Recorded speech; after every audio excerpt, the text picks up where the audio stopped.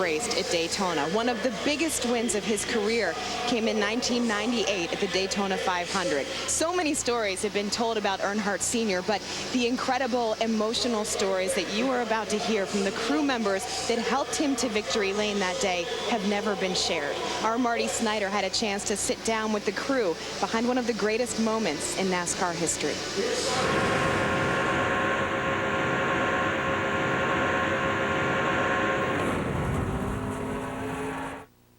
This is the half a lap to go. Four-car shootout to decide it all.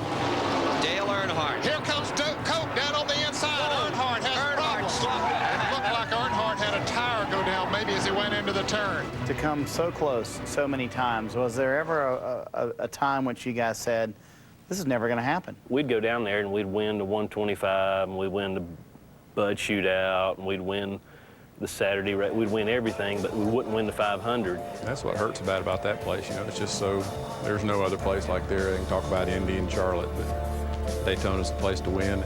To be so close so many times, be leading it and get flipped down the back stretch or crashed or passed on the last lap or something, it was, those were the heartbreakers. I almost think he was starting to question, you know, is it meant for me to really, really win this race? You know, because everything that could happen could happen. He basically won somewhere within 3 to go. He was somewhere near the sniff 6 times and never pulled it off. Was there anything different leading into that weekend? I remember the little girl coming and brought the lucky penny. Wesley Miller, I believe is her name. It was a little girl from Make-A-Wish Foundation, and her Make-A-Wish was to come to Daytona, see the Daytona 500, and meet Dale Earnhardt. He stops, looks at Wessa, talks to her, she hands him a penny, and it was a penny that in his mind changed his day.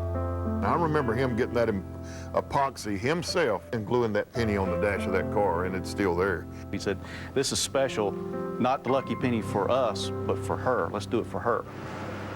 On track after a week of practice, the 3-car had been nearly perfect until happy hour the day before the 500. We'd been really good the whole time down there. I mean, we could pass anybody, do anything. In that last happy hour practice, when we put the race motor in, we weren't that good. Got ready to practice, and he's leaving pit road. He doesn't even get up to high gear going through 1 and 2. He said, something's wrong with the engine. And we all made the executive decision, you know what, that's why we bring spare engines. That's a development engine that was really intended to go to a later race, and we had taken a little chance there. Well, anytime you make a change for the Daytona 500, it's big. It's pretty nerve-wracking. Good news is we put that engine in. First lap at turn was when they dropped the green flag. And to start the 50th anniversary season of NASCAR, the 40th Daytona 500 is underway. You start, he pretty much dominates the race, doesn't he? It was one of those days where the pit stops were almost flawless. The car was almost flawless. I don't know that we made very few adjustments on that race car. It was a half a turn here, half a turn there, half a pound of air here, half a pound. Was there a point at which you were worried about the race? Probably the biggest nail-biting moment was on the last caution that came out with about 25, 30 laps to go. Everyone pretty much had to pit for fuel to get to the end of the race. I just felt in my mind, without ever second guessing, we needed to do 2 right side tires and get at least a full can of fuel in that car to go to the end.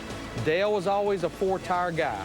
Radio communication back to Larry and Richard was, I can't believe we took 2 tires, but I'm gonna make the dang best of it, and he did. Earnhardt has the quick pit stop.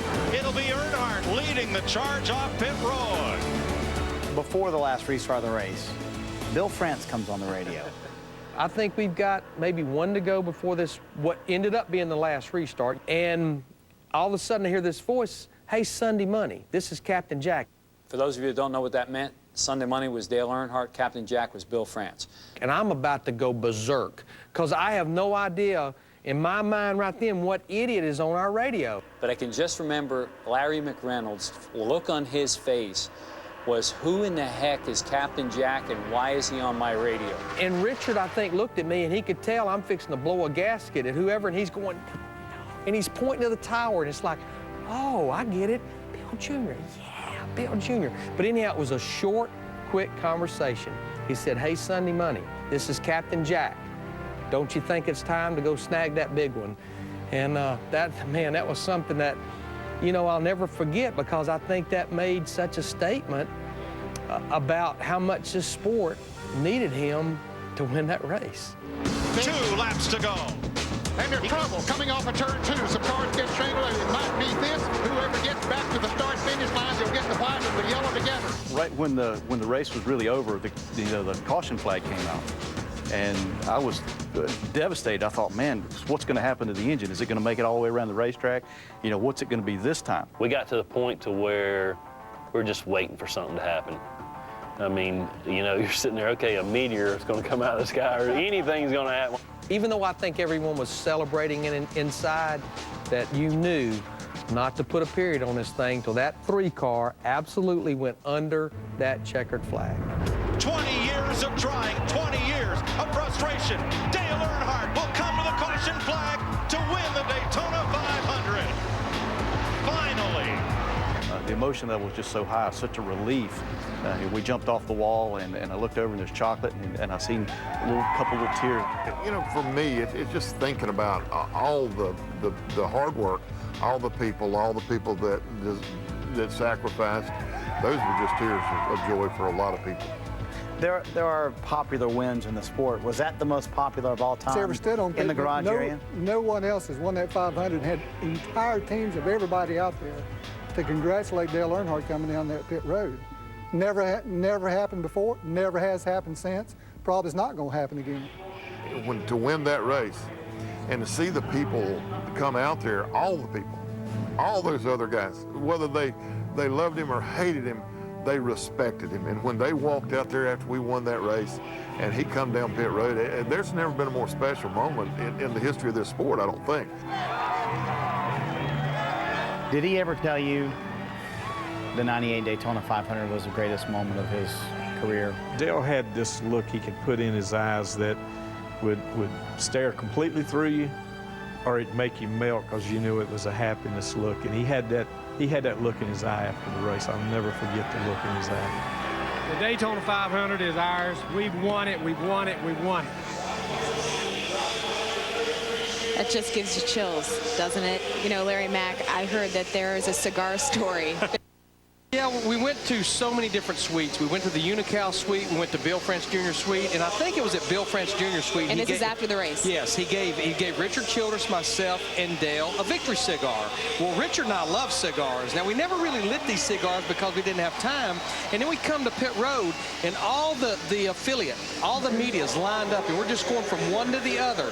And I looked at Dale, and he had that cigar hanging out of his mouth, and he was looking a little green. I went, "Are you okay?" He went, "I don't feel too good." I said, "How long you been chewing that cigar?" He said, "Well, ever since they gave it." I said, "I think you might want to get rid of it. I believe you've been swallowing the juice and you're getting sick on the cigar." So we got a lot more celebrating to do.